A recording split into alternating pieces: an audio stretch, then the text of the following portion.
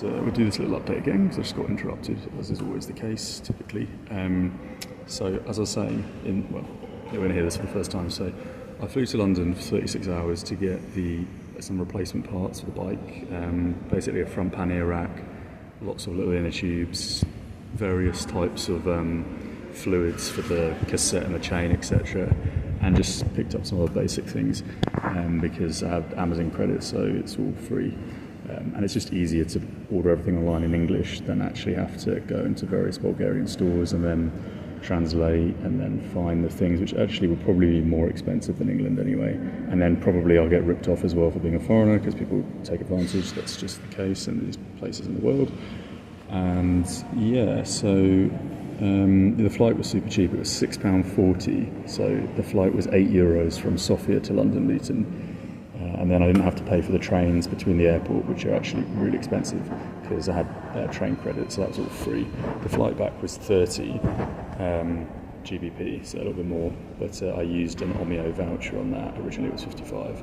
So managed to get some research done, utilise the free office space in Soho, which is 24 hours and has showers, so you can just stay there all night and it's basically like a free hotel because it's included with the Revolut Metal. In Revolut Metal you pay about 15 per month if you pay annually, and with that there's all these little perks included like insurance, flight delay things and whatnot. And one of them is WeWork. You get one free office per month, which is really good value because they're actually ordinarily between 40 and 60 depending where you are in the world per day. You get free alcohol in there as well, which is insane. It's free draft, and obviously there's a barista, free coffees and all that kind of stuff. There's kitchens and showers, So did that, it was solid. Everything went smoothly. All the flights went perfectly. I got basically one of the front rows arriving in Luton, which is good because the queue hasn't changed at all since I started commuting like 10 years ago. It's still as shit as it was back then. Nothing's been upgraded. It's ridiculous, like the amount of people that pass through that airport. But yeah, thankfully everything went smoothly just from experience, and got in at the right time, did a load of research which got paid for, did my own research at the office space, and then collected all the items from Amazon, and I had some items sent to a local post office as well. So yeah, that was all good in the end. Pretty much everything that I needed to get done was done efficiently. And then when I came back, I had a bit of a layover because the problem is I left my bike at a guest house, right? And this is the story, this is why I'm making this video. I was supposed to stay here in Sofia tonight because I was so tired, but again, scummy people taking advantage of tourists. So I left my bike in a guest house. I paid for the guest house. I spent 4 nights in this guest house, and they charge you everything up front, right? So they charge you for the room up front, they charge you for the towel as a deposit, and the key. So everything's done up front. Never did they mention one time ever that you had to pay for the bicycle, which makes no sense anyway. A, because they charge for everything else up front. B, there's people that work there for free, essentially like volunteers that can't afford to, pay for accommodation, so they exchange their labour working at this place. They have bicycles, right? They don't pay for their bicycles to sit there. I've travelled 2,000 kilometres, never have I paid for a bicycle. If you pay for a room in a hotel, the hotel's going to let you put your bicycle in the garden or in an alley or somewhere. You don't charge people for bicycles, right? So I arrived earlier this morning, delayed flight, 2 hours. Got a free lounge pass, thankfully, at Luton, which is a ridiculous scam anyway because the airport opens till about 11 or 12, yet the airport lounges close at 8 or 9. So I get into Luton Airport at about 8:20, and there's one lounge that stays open till 9, and because my flight is delayed and I added it to the delay system in the app, I get a free lounge, right? And the lounge is ordinarily £38, so €45 for the lounge, which is a total scam. But it was free, so I ran to this lounge, and the guy at the door, it's 8:27 when I get there, he says, it closes at 9, but we stop serving food and drinks at 8:30. So what's the point in even opening till 9 if people are paying and they don't even get the service for the last 30 minutes, right? So I ran up the stairs. I had like literally 1 minute left when I got to the bar, and I ordered a double whiskey for free and then a curry for free, which I managed to get. And then essentially by the time I finished that, the lounge was closed. So I hung around, arrived in Sofia at 4 a.m, 2 hours delayed, and so tired I just slept on a bench for like 4 hours. Then I get back to the place where I left the bike, And the first thing the guy says to me is, you have to pay $5 a day for the bike. He never mentioned it before, and I still don't know if it's the owner being greedy or if this guy's so desperate he's trying to scam the tourists and pocket the money. Either way, and I just booked another night through an online platform for tonight there as well, one more night, and I was going to go to Plovdiv tomorrow, but this guy basically just tried to steal from me, so I was like, fuck you. So I just left, and he said, oh, don't worry, I'll let you cancel the booking that you were supposed to, for tonight.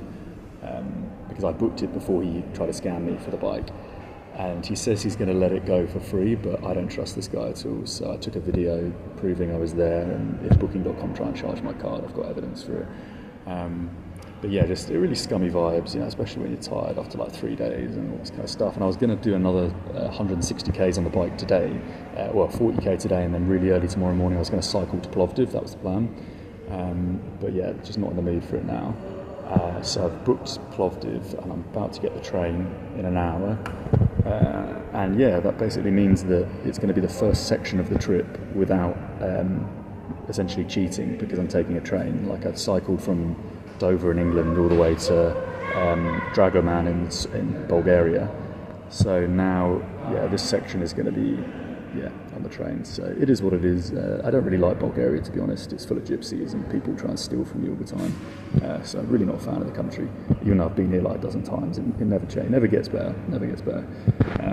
So yeah, looking forward, I guess, to seeing a bit of Turkey. I'm not a fan of Turks, but I haven't seen the country, so it's more novel, I guess. And I'll be going down the Black Sea, the Riviera, so that should be nice on the bicycle.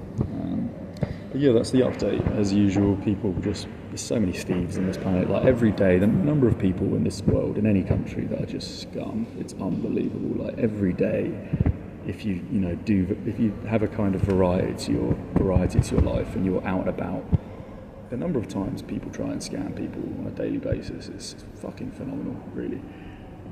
So yeah, that's the update, I guess. And from Plovdiv, there's 5 solid days to make it to Istanbul, which is an average of 100k's a day, which is going to be quite difficult because the terrain isn't as flat, especially as you approach Turkey. There's a lot of variation in the gradient of the land, which makes it more tricky on this bike. And then, of course, you've got the weather conditions. It was freezing cold when I arrived in Sofia this morning, and it was pouring with rain. So, when you're on a bike, that obviously slows you down. So it's quite a difficult